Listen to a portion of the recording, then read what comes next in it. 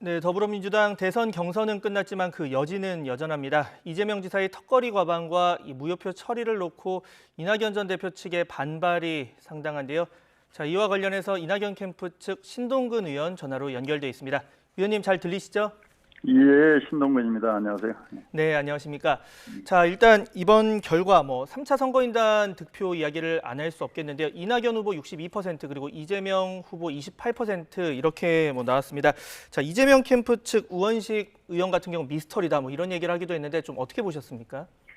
예, 저도 깜짝 그 결과를 보고 놀랐고요. 근데 이제 저는 복합적인 이유가 작용했을 거라고 봅니다. 물론 이제 각 캠프들이 선거를 독려한 것도 있겠지만 이게 이제 3차 선거인단 모집 시기가 이낙연 후보가 말하자면 의원직을 사퇴했던 시점하고 맞물리거든요. 그래서 예. 이낙연 후보를 지키자는 어떤 그런 것 때문에 또 많은 분들이 선거인단에 참여했을 수도 있고요.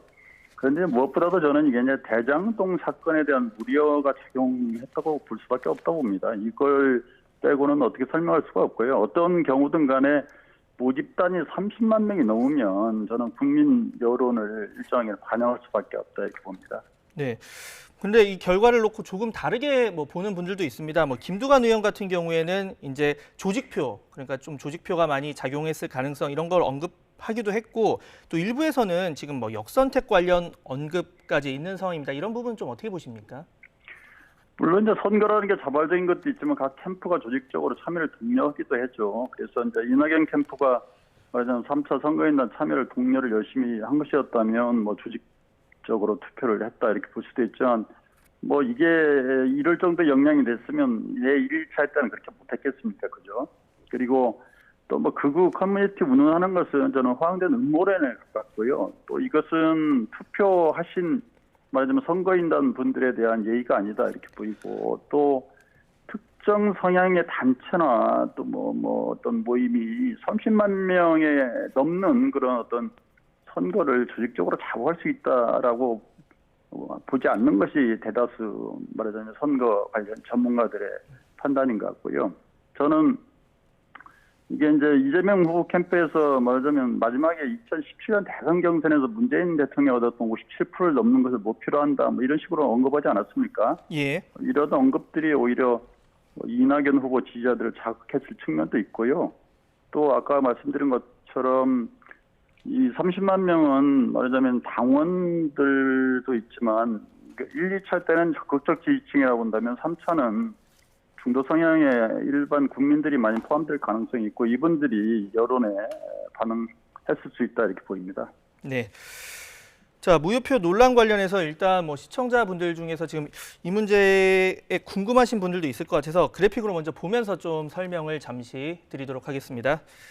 자, 이재명 지사가 이제 71만 표를 넘게 받으면서 1위를 차지했고, 자, 중도 사퇴 후보 2명이 있습니다. 이 두 후보가 사퇴 전에 받은 득표를 이제 유효 득표수에서 제외를 하느냐, 포함을 시키느냐에 따라서 50%를 넘기느냐, 아니면 과반 미만이 되느냐 이 문제가 갈리는 상황이 되는데, 자, 이재명 캠프 측의 이야기를 좀 빌려서 말을 해보자면 일단 과거 대선 경선 때도 지금과 같은 방식으로 했다 이런 지적이 하나가 있고 또 하나는 왜 그럼 처음에 이 특별 당원 당규 만들어질 때 그때 문제 제기 안 했느냐 이런 질문이 있거든요. 이 부분 어떻게 보십니까? 우선 2012년에도 7년에도 그렇고 이 사례 때문에 그렇게 얘기를 하시는데 사실 이번 경우는 차원이 다릅니다. 왜 그러냐면 예전에는 결선 투표라는 게 없었거든요. 그래서 많이 조금이라도 얻는 분들이 바로 후보로 됐기 때문에 2017년 대선 경선 때 처음 도입한 것이고 따라서 여기에 대한 해석은 그전에 그렇게 처리했으니까 똑같이 처리한다. 이건 맞지 않다고 보거든요. 왜냐하면 그런 방식으로 하게 된다면 말하자면 이게 2 또는 3위 후보와 담합부조가 이게 가능하거든요. 그잖아요. 예를 들어서 40%가 안 되는 후보가 3위와 단합해서 3위 후보가 말하자면 사퇴하는 경우에 50%가 넘어가는 그런 경우가 생길 수가 있었어. 그리고 예. 우리가 통상적으로 공직선거법, 상위법인 공직선거법을 보더라도 이게 말하자면 선거 사퇴 후 투표 행위에 대해서만 무효로 처리하지 그 전에 한 것은 유효로 처리하거든요. 그러니까 예를 들어서 사퇴 하지 않고 도중에 사망한 경우도 이게 당선이 되더라도 이 후보자가 그걸 무효하는 게 아니거든요. 그런 것 봐야 되고요. 그다음에 또 아까 그리고 이제 또 하나는 저는 이게 이제 당규가 좀 불비한 측면이 분명히 있습니다. 이상민 위원장도 이게 제도적 문제가 있어서 충분히 이 일을 이 일을 심정적으로 이해하지만 그러나 이제 대선 후보 이미 결정됐다 이런 말씀을 하셨는데 네. 이게 사퇴하는 때에는 해당 후보에 대한 투표를 무효로 한다고 그랬지 이게 모든 투표를 무효로 한다고 하지는 않았거든요. 그래서 저는 이게 불비한 것도 있지만 이 해석에 대한 오류가 저는 있다. 그래서 해석을 잘 해달라고 말씀을 드린 거고요. 예. 또 하나가 이제 아까 말씀하신 그러면 당헌 당규 만들어질 때는 그 문제 제기하지 않았나 이렇게 보이는데 저희가 이제 국회에서 법을 만들 당시도 완벽하게 만들지 못해서 입법 미비라든지 또 조항 충돌 문제가 많이 발생하는데요. 예. 근데 이제 법을 만드는 것과 또 그 법을 해석하는 것은 좀 해석하고 적용하는 것은 좀 다른 문제다.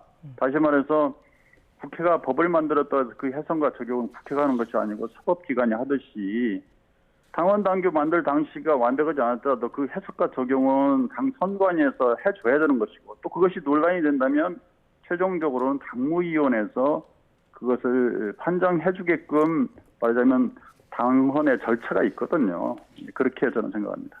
네, 지금 당무위원회 얘기를 방금도 해주셨는데 지금 송영길 대표 이런 얘기를 했어요. 그러니까 이재명 후보 선출한 결정이 바뀔 가능성 없다. 뭐 라디오 인터뷰에서 그리고 내일 최고위에서 결론 내겠지만 크게 바뀔 가능성 없다라는 얘기를 한 거고 사실상 지금 보면 뭐 당무위 소집하자는 지금 의견을 일축했다 이렇게 볼 수 있을 것 같거든요. 이 부분 좀 어떻게 보십니까? 네, 제가 직접 듣지는 못했지만 언론을 통해서 전하는 얘기를 들어보면 예. 아마 그렇게 말을 했다고 그럴 것 같으면 아마 어떤 선입관을 가지고 결정을 내린 것 같은데요. 물론 이제 이미 그 후보로 선출을 선언했기 때문에 이걸 뒤집는 게 쉽지는 않다고 봅니다. 근데 그리고 저희가 또 이걸 불복하거나 뒤집어라 이렇게 얘기하는 게 아니고 아니 경기를 하다가도 만약에 어떤 규정에 이게 파울이냐 아니냐를 하려면 말하자면 비디오 판독기도 분석하고 그러지 않습니까? 그 절차가 있거든요. 당연히 그 문제가 있을 경우에 이거 해석에 대한 이의 신청을 제기를 공식적으로 한 거고 또 저희가 사실은 이번만 제기한 게 아니고 정세균 후보가 사퇴한 시점에 이런 문제가 생길까봐 사실은 공식적이고 지속적으로 이 문제를 제기했음에도 불구하고 당시에 최고위원회가 결정을 미룬 상태에서 당대표가 어떤 결정도 하지 않고 미국으로 그때 가버렸거든요. 그리고 이게 이제 진행이 돼서 결국은 이런 문제가 발생한 겁니다. 따라서 저는 송영길 대표께서 최고위원회 또는 최종적으로는 당위원회를 소집해서 설령 이제 이게 받아들이지 않다 하더라도 그 절차를 밟아 주시는 게 당헌 당규상에 규정된 의무라고 저는 생각을 하고요. 그다음에 두 번째는 그걸 떠나서 어쨌든 간에 원팀을 만들어내고 또 이런 논란을 갖다가 해결해야 될 당사자는 바로 당 지도부가 아닙니까? 당 지도부가 그런 노력을 전혀 하지 않고 패배한 측에만 무조건 승복해라 이렇게 얘기한다는 건 너무 가혹한 일 아닙니까? 네. 자, 그렇다면 이걸 좀 여쭤볼게요.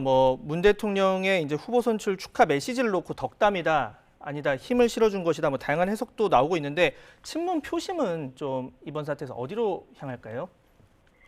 저는 거기에 대해서는 제가 대통령님의 말씀이나 여러 가지 부분에 대해서 제가 언급한 건 적절치 않다고 보고요.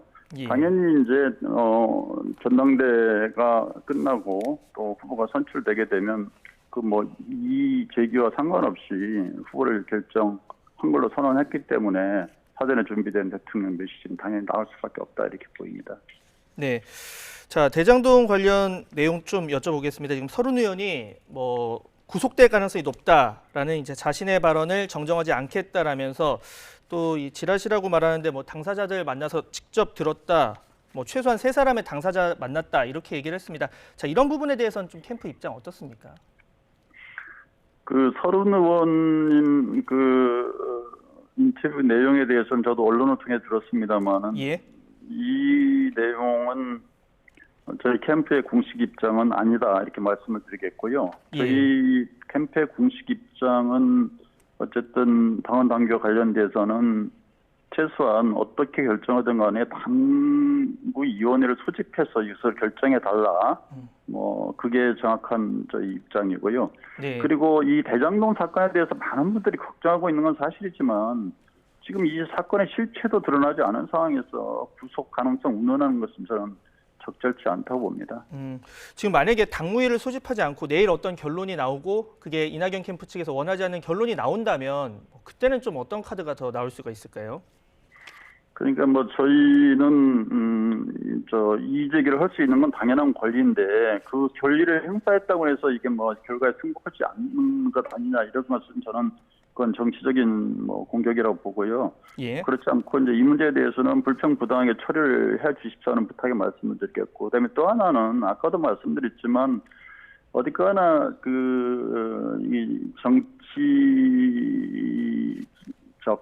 다시 말해 정당에서 후보를 선출할 과정은 정치적 과정이거든요. 따라서 이건 어떤 법도 있습니다만 법보다는 법 이전의 정당 내의 민주주의적 절차에 의해서 저는 내부 스스로 해결하는 게 저는 맞다 이렇게 생각하고, 따라서 이게 법적으로까지 비하는 것은 서로를 위해서도 옳지 않다. 다만 저는 당을 하나로 이끌 책임은 물론 패배한 후보가 승복해야 되겠지만 1차적으로는 저는 이것을 이끌어낼 당 지도부가 그리고 승자인 후보가 네. 이런 정치적 역할을 해야 되는 게 아닌가 이렇게 생각합니다. 예, 알겠습니다. 자, 이재명 후보 측의 입장은 뭐 저희가 잠시 뒤 현근택 전 캠프 대변인과 함께 들어본다는 말씀을 참고로 드리겠고요. 자, 지금까지 이낙연 캠프 측 신동근 의원과 함께했습니다. 오늘 말씀 감사합니다. 네, 고맙습니다.